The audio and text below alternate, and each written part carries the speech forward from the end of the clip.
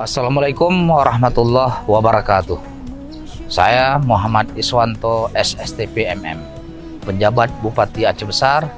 Pilkada adalah momentum penting bagi kita semua untuk menentukan pemimpin masa depan yang akan membawa Aceh Besar meneruskan pembangunan menuju masa depan yang lebih baik dan menjaga suasana aman, damai dalam kondusivitas. Salam presisi.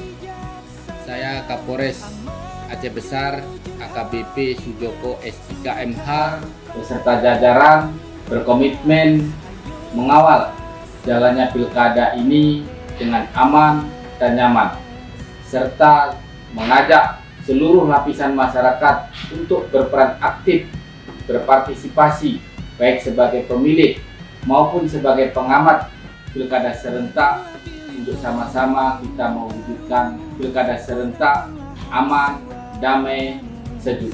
Saya Kolonel Kopseni Widya Wijanarko selaku Dandim 011 Kota Banda Aceh berkomitmen untuk mengawal jalannya pesta demokrasi.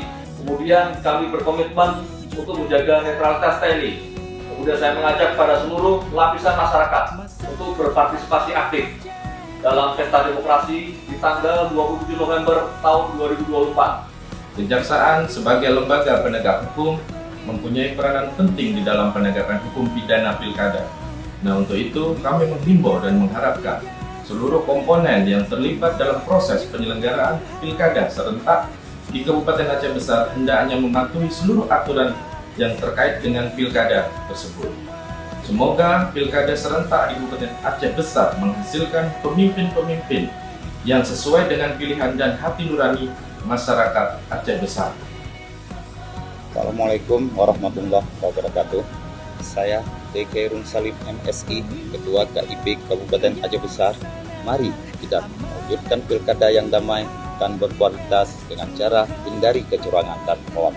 Ayo datang ke TPS pada tanggal 27 November 2024 dan gunakan hak pilih Anda. Ajak keluarga Anda, teman, dan tetangga untuk bersama-sama berpartisipasi dalam pesta demokrasi ini. Salam melayani. Assalamualaikum warahmatullahi wabarakatuh.